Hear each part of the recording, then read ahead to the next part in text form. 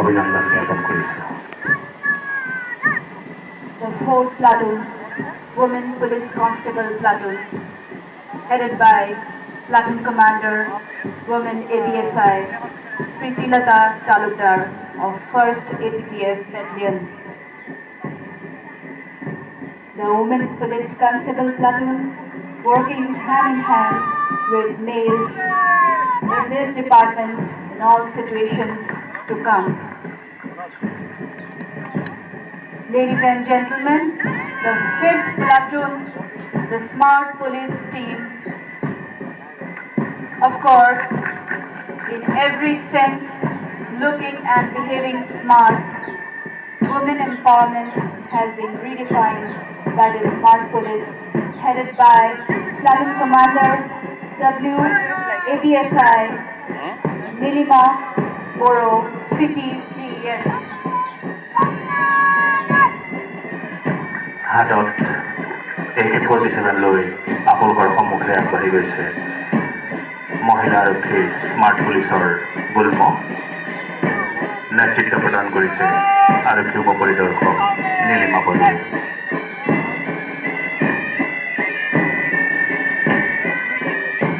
Platoon, District Anam Branch Constable Platoon, headed by ABSI Jangila Musahari, Singlo Battalion. The 7th Platoon, the District Branch.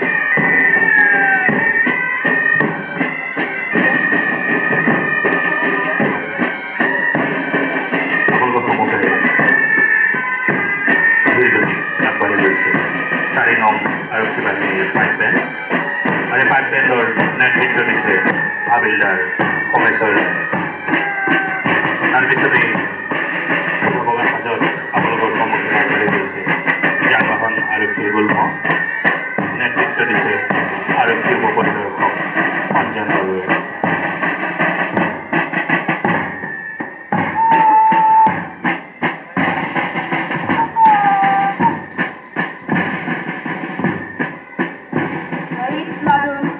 The APRO Platoon,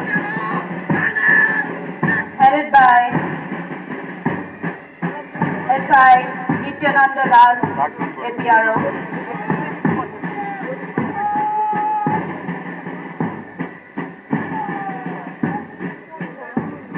Then comes the SCRF Platoon,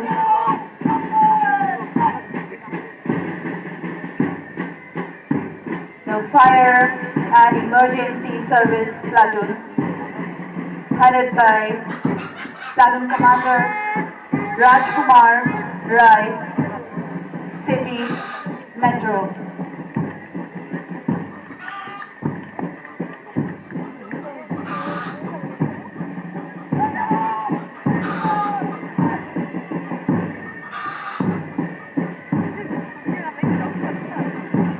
আপোনালোকৰ সন্মুখত ইয়াৰ পিছতে আগবাঢ়ি গৈছে অসম আৰক্ষীৰ dog squad.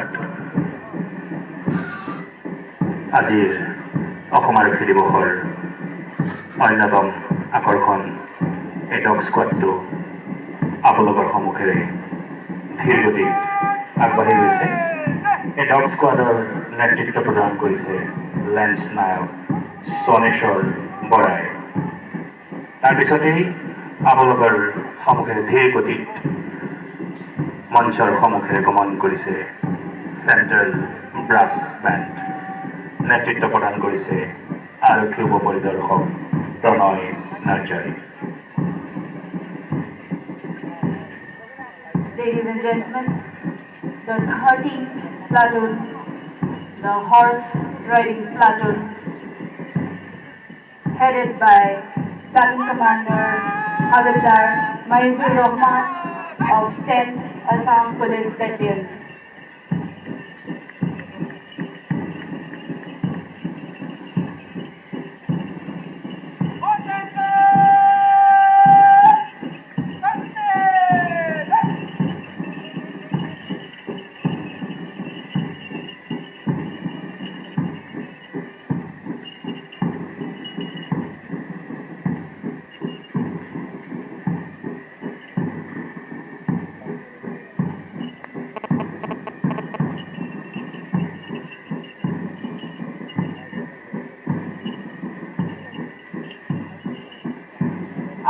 slow march.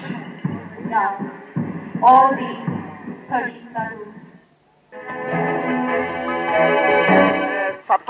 ছাত্ৰীয়ে কেনেকৈ মেখেলা কোচাই তেওঁলোকে আহিবলগীয়া হৈছে দুগৰাকী ছাত্ৰী আচলতে এই যি নদী সেই নদীখনৰ আচলতে প্ৰচণ্ড সোঁত সেই সোঁতত দুগৰাকী ছাত্ৰীয়ে পৰিয়ে তেওঁ দেখিবলৈ পাইছে তেওঁলোকে সোঁতত পৰাৰ ফলত তেওঁলোকে নদীত বাগৰি পৰিছিল আৰু তেওঁলোকৰ গোটেই কাপোৰ কানি সকলো আচলতে তিতি গৈছিলে দেখিবলৈ পাইছে ছাত্ৰীয়ে কিদৰে আচলতে তেওঁলোকে বিপদসংকুলভাৱে যাত্ৰা কৰিবলগীয়া হয় প্ৰচণ্ড আচলতে যিকোনো মুহূৰ্ততে নদীখন ফেনে ফুটুকাৰে বাঢ়ি আহে আৰু বাঢ়ি আহিলে এইদৰে আচলতে খোজকাঢ়ি অহাটো যথেষ্ট সমস্যাৰ সন্মুখীন হয় ইয়াৰ পাছত শান্তনুৱে দেখুৱাই আছে মই এগৰাকী ছাত্ৰী আছে তেওঁলোকৰ পৰা জানিব বিচাৰিম তোমালোকে এনেদৰে সদায় আহিব লাগে যেতিয়া বেছিকৈ পানী হয় তেতিয়া আহিব নোৱাৰে কিমানলৈকে পানী ইমানে হয় তেতিয়া আহিব নোৱাৰা নোৱাৰো সদায় স্কুললৈ এনেকৈ হয় তোমালোকে কি পৰিলা নেকি পৰিলো বালিত পুতিলো আমি পৰিলা হয় এনেকৈ কেতিয়াবা পৰিবলগীয়া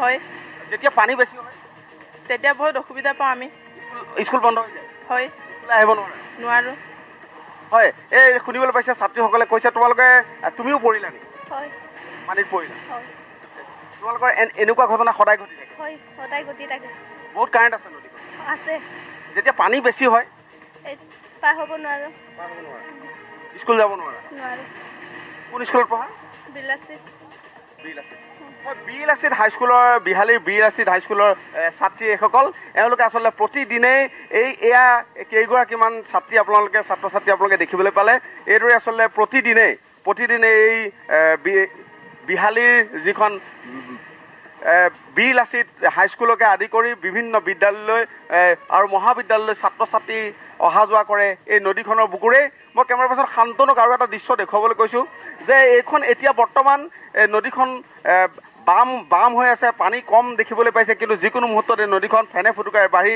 ইয়াৰ বিশাল আকৃতিলৈ মই দেখুৱাবলৈ কৈছোঁ যলৈকৈ আচলতে বালি দেখা গৈছে এই সুদূৰত যলৈকে বালি দেখা হৈছে তলৈকে আচলতে নদীখন বিস্তৃত হৈ পৰে যিকোনো মুহূৰ্ততে কাৰণ এইখন এখন পাহাৰীয়া নদী আৰু ইয়াৰ এই অঞ্চলৰ ৰাইজে বিহমাৰী ৰাইজে প্ৰতিদিনে আচলতে এইদৰে এই সমস্যাৰ সন্মুখীন হৈ আহিছে নদীখন যিকোনো মুহূৰ্তত নদীখন আপোনাৰ যিকোনো মুহূৰ্তত বাঢ়ে আৰু এই নদীখনে হঠাৎ বহুতো দুই একজন মানুহো বছৰত নি থাকে এই পক্ষত মানে আমাৰ কেন্দ্ৰীয় চৰকাৰে যাতে যিকোনো সহায় হাত দাঙি আমাৰ এই নদীখনত সৰ্বসাধাৰণ হিচাপে হ'লেও দলং এখন দি সহায় সহযোগিতা কৰি তাৰ ল'ৰা ছোৱালী উপকৃত কৰাৰ বাবে যাতে ধন্যবাদ আমি জ্ঞাপন কৰিছোঁ আচলতে তেওঁলোকে আশা কৰিছে এই নদীখনৰ ওপৰত দলং হ'ব লাগে বা বৰ্তমানৰ কেবিনেট ধন্যবাদ জনাইছোঁ